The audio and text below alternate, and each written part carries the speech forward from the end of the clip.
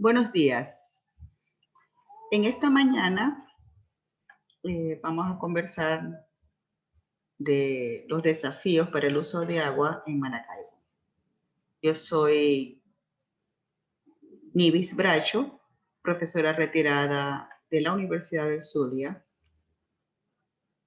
del Centro de Investigación del Agua de la Facultad de Ingeniería. Antes de comenzar, vamos a hablar de lo que es el ciclo del agua urbano. Tenemos el ciclo del agua, el ciclo que ocurre naturalmente en la naturaleza, pero tenemos otro ciclo que es denominado ciclo del agua urbano, que tiene 3 etapas. Estas 3 etapas se conocen como abastecimiento de agua, saneamiento y reutilización. Nuestro abastecimiento de agua en la ciudad de Maracaibo viene del agua que se encuentra represada, se encuentra almacenada en el embalse Tulé. Originalmente fue así hasta hace poco. Luego el agua se envía hacia la planta Alonso de Ojeda, conocida como la planta C. En esta planta es tratada por un tratamiento convencional. Luego el agua es bombeada hacia unos tanques de almacenamiento. Conocemos el que está en Santa María, de los Plataneros, y hay otro tanque más. De esos tanques de almacenamiento, el agua es distribuida hacia la ciudad de Maracaibo. Para que los maravinos puedan ingerir un agua potable, un agua que debería tener una dosis residual de cloro para eliminar las bacterias por 24 horas. Debo indicar que eso es para un suministro continuo, que cuando llega el agua todos los días. Eso fue en el pasado. Vamos a hacer un recorrido de todos los embalses que tenemos nosotros en el estado Zulia. Tenemos el embalse de Manuelote, el embalse de Tulet. Estos eran los embalses que le suministraban el agua a la planta Alonso de Ojeda. También tenemos otro embalse conocido como los Tres Ríos. Actualmente este embalse como que se está combinando para enviarle agua a planta C. Por eso las características del agua han cambiado. Inicialmente la planta C yo la estudié por alrededor de más de 12 años y el agua, la turbidez del agua oscilaba entre 5 y 30 unidades nefeliométricas de turbidez. Lo que nos está llegando hoy en día a nuestras viviendas supera esos valores. En la costa oriental se tiene Burro Negro, el embalse de Machango y el embalse del Tablazo, que es un embalse artificial. El agua no es proveniente de un río. También tenemos en La Guajira el embalse del Brillante. Acá tenemos, ¿verdad?, como se venía haciendo el tratamiento, los embalses Manuelote y Tulé le enviaban el agua a planta C, que es la planta que le distribuye el agua a la ciudad de Maracaibo. Y vemos más abajo, acá, que tenemos planta B. Planta B es la que le surte el agua al municipio San Francisco. La planta B, su fuente es agua superficial, mientras que la planta B es agua subterránea. Nuestra normativa, la 36.395, nos indica los valores físico-químicos que debe tener el agua. Nuestro color debe estar entre un valor deseable de 5 y un valor máximo permisible de 15. Nuestra turbiedad, medida en unidades nefeliométricas de turbidez, debe estar en un valor deseado de 1 y un máximo de 5.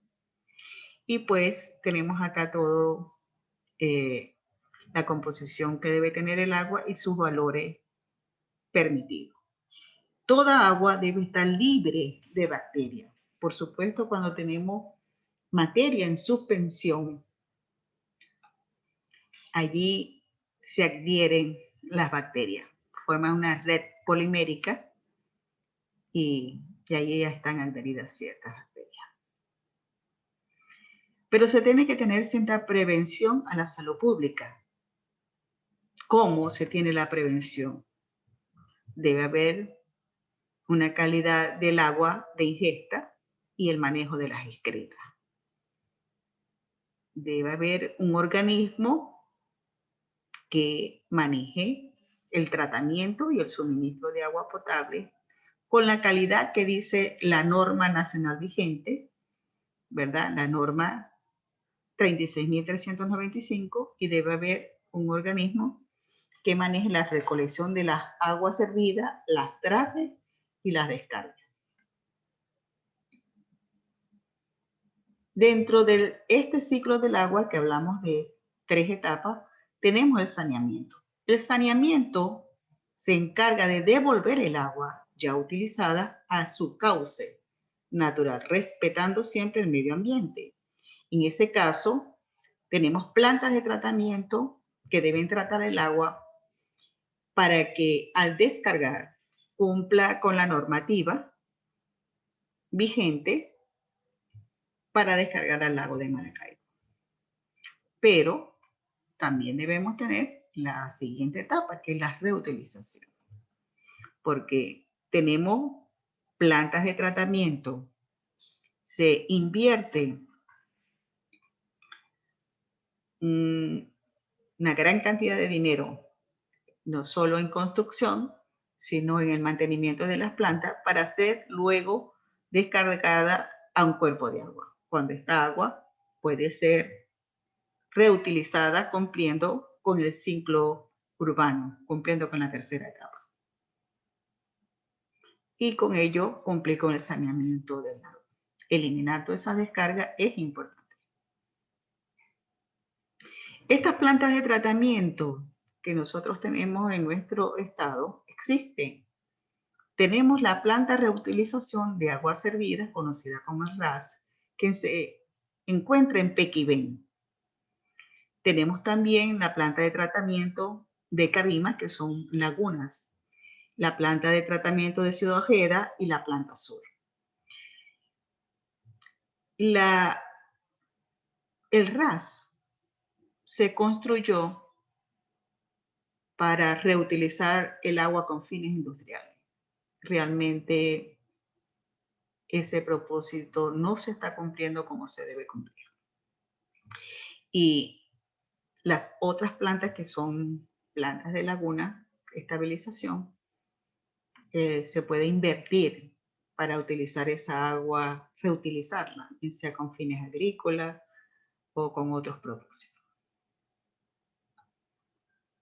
Vemos entonces acá un gráfico de lo que se refiere el uso del agua a nivel mundial. Se observa que el 5% del agua se emplea para energía eléctrica, un 4% con propósitos industriales, un 14% para agua potable y vemos que un 77% se utiliza con propósito agrícola. Por esta razón que es importante reutilizar el agua y no descargarla al lago de Maracaibo, porque se está perdiendo un esfuerzo, se está perdiendo dinero. Además, es importante que si el 14% de agua se utiliza para agua potable y parte de esta agua se utiliza para la irrigación de zonas agrícolas, entonces ya no tenemos 14% de agua disponible para la comunidad. ¿Cuáles son nuestros desafíos? Tenemos varios. Cada uno de ellos es un desafío que podemos vencer. Por ejemplo, podemos reutilizar el agua con propósito de riego para los jardines, para la agricultura o como uso industrial. Me ha tocado realizar la revisión de varios artículos y en realidad se está empleando la reutilización de aguas grises a nivel doméstico, tanto en la India como en África, como en Estados Unidos. No es solo un problema que tenemos en Venezuela, lo tenemos. Y nosotros también estamos reutilizando las aguas grises. Y esas aguas grises son las provenientes del lavado de los platos, de la ducha, e inclusive están utilizando el agua que se descarga de las lavadoras. ¿Y cómo se reutiliza? Bueno, se reutiliza en los jardines, se reutiliza en los watercloset, etc. Eso es un problema que se ha presentado en Maracaibo por la escasez de agua y cada familia ha buscado una solución inmediata para ese problema. Pero deseo presentarle cómo la Polar ha manejado su situación. La Polar es una empresa que utiliza agua subterránea para su proceso industrial. Y toda el agua que ellos descargan son tratadas en unas plantas de tratamiento y su efluente es utilizado en la irrigación. Y además, el lodo es utilizado, acondicionado y utilizado como abono. Esta empresa en el primer Congreso Internacional de la Cuenca del Lago de Maracaibo ganó el premio por mostrar evidencia de haber rescatado el ambiente. Esta zona era árida. Ustedes la ven ahora que está cultivada. Ellos tienen árboles de diferentes partes del país. Esto se puede lograr en Maracaibo. Se necesitan voluntades, pero tenemos bastantes estudios, bastantes recursos humanos como para lograr estas metas. Pero el mayor desafío en Maracaibo es el agua de consumo. Y vamos a hablar de ello en este momento, porque es un problema que preocupa a la población, que está latente y que requiere de ciertas soluciones técnicas para resolver nuestros problemas desde nuestros hogares. Nosotros necesitamos el agua para nuestra ingesta, para nuestro lavado de alimentos, para nuestro baño, para lavar nuestra ropa, porque con el agua oscura que está llegando hasta la ropa se mancha, y también para nuestros jardines, para el lavado de nuestros vehículos. Vamos a hablar de esta agua y cómo podemos volver a realizar nuestras actividades cotidianas con un agua de mejor calidad. Vamos a implementar una solución. Antes de implementar esa solución, debemos explicar por qué debemos tratar el agua, bien sea que lo debería tratar en las plantas de tratamiento de aguas potables, pero también lo podemos hacer en nuestra casa. La ingesta de agua contaminada nos produce problemas intestinales, perdón, diarrea, vómito, una gran dificultad. Y sobre todo para a los pequeños, pues aquellos niños que están entre 0 y 5 años. Pero no solo es la ingesta, el agua con el cual nosotros nos bañamos también nos puede originar enfermedades infecciosas en la piel, conjuntivitis, etc. Finalmente, la escasez de agua conduce al maravino a almacenar el agua en container dentro de su casa, aquellos que no tienen un tanque de agua, y en muchos casos, pues esa agua no está tapada, pues no tiene una tapa que evite el crecimiento de vectores, de insectos, que pueden ser transmisores de enfermedades como el dengue. Entonces, vamos a explicar cómo podemos tratar el agua para evitar este tipo de enfermedades.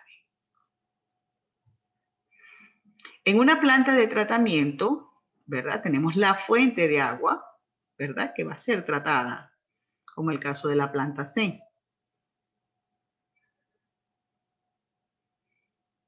Y pues las etapas son coagulación, floculación, sedimentación, filtración y desinfección.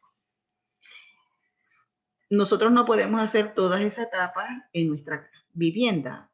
Algunas viviendas tienen unos filtros cuando sale el agua del tanque y antes de entrar al pulmón pasa por unos filtros de arena. No todas las viviendas los tienen, pero hay algunas que lo tienen. Para aquellos que no tengan ningún tipo de tratamiento, vamos a hablar cómo podemos realizar una coagulación, sedimentación y una desinfección de manera doméstica. Para clarificar el agua en una planta de tratamiento se utiliza sulfato de aluminio, conocido cotidianamente como alumbre.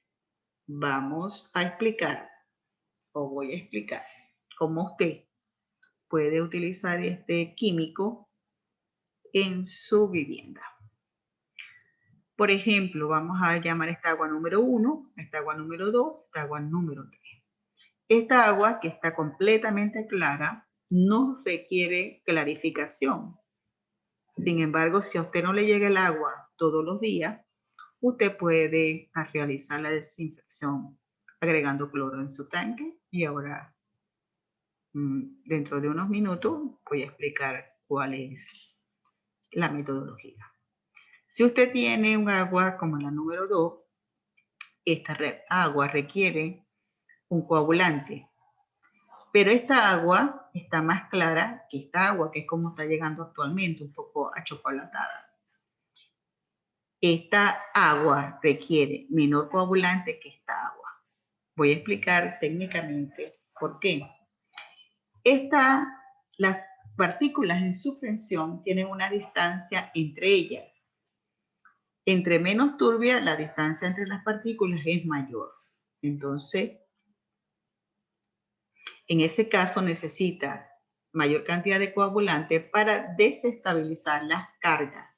Vamos a agregar un coagulante que tenga una carga contraria a la que tiene la partícula para que ellas se puedan atraer y formar un floc que sedimente por su propio peso. En este caso, que es el agua más oscura, las partículas, la carga de partículas es mayor, entonces están más cerca una de la otra. En ese caso, como están más cerca, necesitamos menor cantidad de coagulante. ¿Por qué explico esto? Porque los coagulantes no se pueden agregar de manera arbitraria. No que voy a echar 1 kilo, 2 kilos, voy a agregar, adicionar un poco más. No, eso requiere de un experimento que ya lo vamos a ver. Para clarificar con cualquier coagulante, porque me han preguntado sobre los coagulantes naturales, se debe realizar un experimento casero para calcular la dosis a aplicar. Yo sugiero que se utilice un recipiente de 1 litro donde usted va a agregar el agua problema, por ejemplo, como el agua número 3. En el caso del agua número 3, que es un agua oscura, usted puede agregar 20 miligramos de coagulante al agua. Luego que lo agrega, realice una mezcla rápida con una cuchara por un periodo de 1 minuto. Luego, saque la cuchara y espere 20 minutos que sedimente el material en suspensión. Si en ese periodo el agua aún no se ha aclarado, se sugiere que usted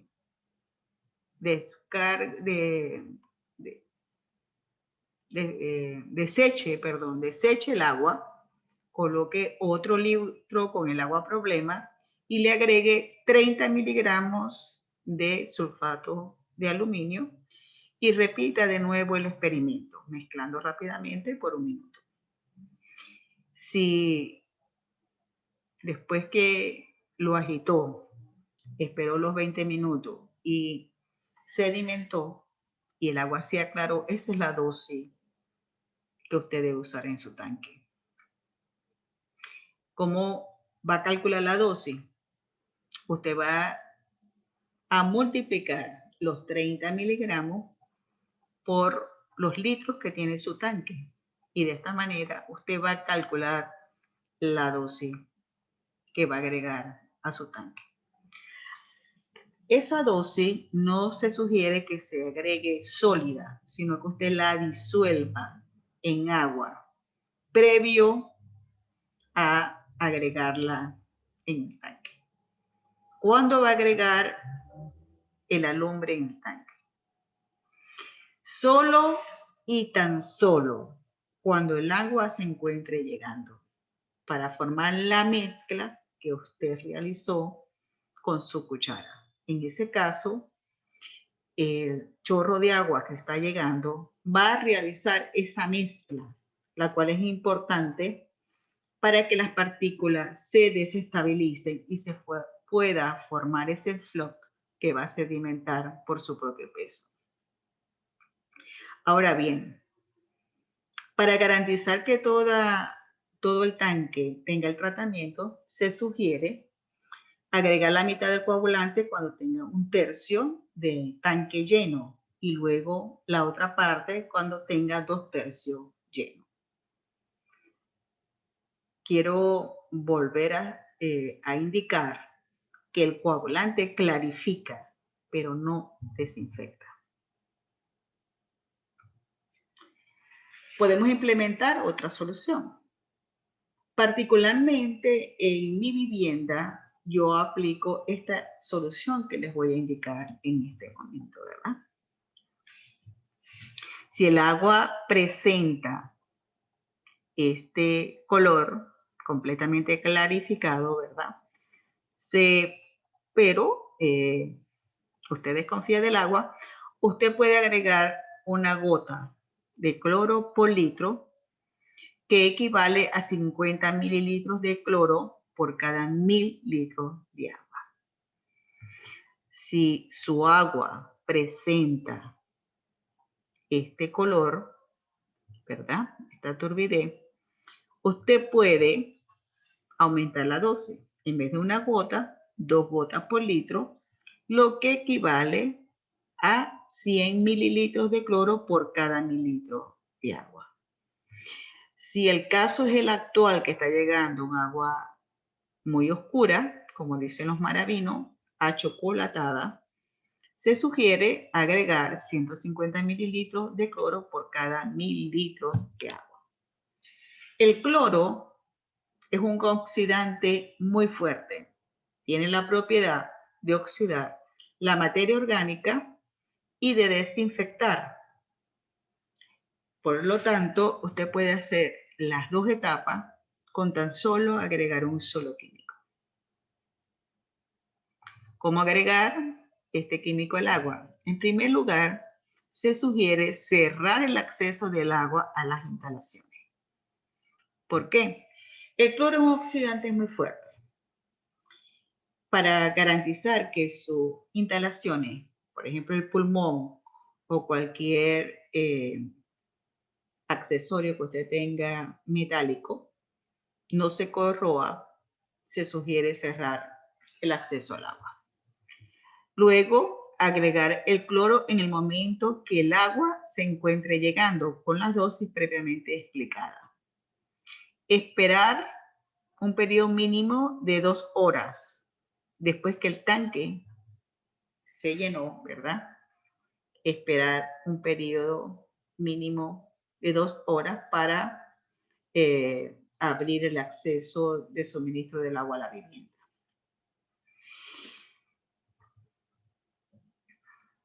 Usted ve aquí el chorro, aquí usted va a agregar el cloro para que se forme esa mezcla. Yo sugiero que ese cloro se agregue cuando está llenándose el tanque a la mitad y él se va a ir mezclando. De esa manera la reacción es más rápida. Como dije anteriormente, el cloro es un oxidante muy fuerte que oxida la materia orgánica y elimina las bacterias por oxidación.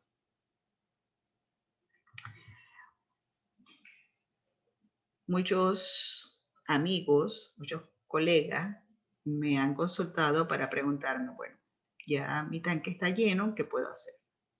Sí se puede hacer algo, pero hay que tener un poco más de cuidado. En el caso que usted tenga lleno su tanque de agua, aún existe solución. Se sugiere cerrar el acceso de agua a las instalaciones, agregar el cloro en la noche en una dosis máxima de 150 mililitros o menos. Yo en este caso, cuando el tanque está lleno, prefiero agregar menor cantidad. En vez de 150, 100 mililitros por cada mililitro. Luego esperar un periodo de 12 horas o más, se puede esperar, para evitar corrosión en las instalaciones. Y pues, una vez actuado el cloro, pues usted puede abrir su llave. Si puede, con alguna cuchara de madera de las que utilizamos en las viviendas, cuando agregó el cloro, mezclarlo un poco en la superficie, sería beneficioso. Finalmente, tenemos los desafíos que nos indica la Organización Mundial de la Salud. Vamos a observar que estos desafíos que son a nivel mundial son también los que nosotros tenemos en nuestra ciudad y en Venezuela. Tenemos un desafío, el primero es el cambio climático. El aumento de la escasez de agua, el crecimiento de la población, los cambios demográficos y la urbanización ya suponen desafíos para los sistemas de abastecimiento de agua.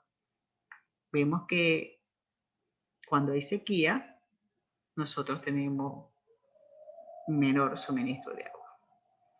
Esto indica que en un futuro muy cercano la mitad de la población mundial vivirá en zonas con escasez de agua. Y pues estos desafíos también nos conducen a otro punto, a lo que es ingerir menor cantidad de carnes, bien sea carne de vaca, porcino o la carne avícola. Porque cada vez que nos comemos un kilo de carne, para llegar a que ese bistec llegó a nuestra casa, ese kilo de carne, se gastan 15 mililitros de agua. Entonces, tenemos esos desafíos que indica la Organización Mundial de la Salud.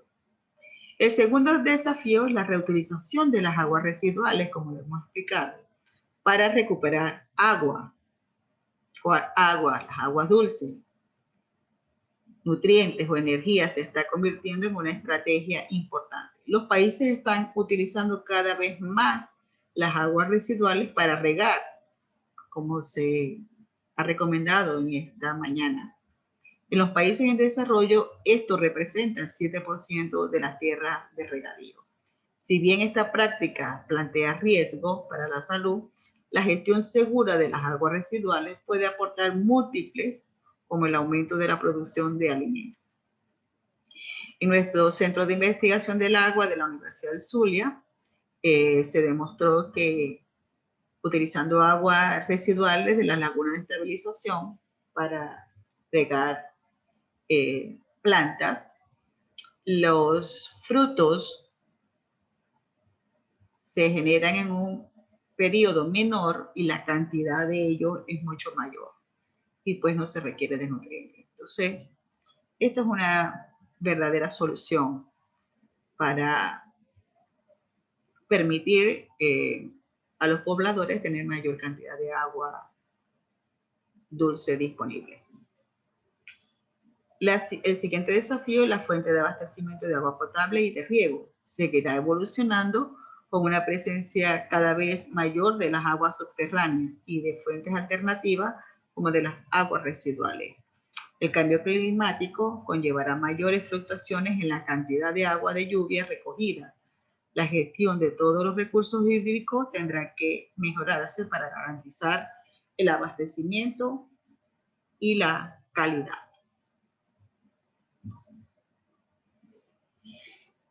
No me queda más que despedirme de ustedes. Muchas gracias por su atención. Y bueno, ¿qué hacemos? Buscar soluciones siempre técnicas para resolver nuestros problemas que tenemos en nuestra región, con la ayuda de todos. Hasta luego y muchísimas gracias.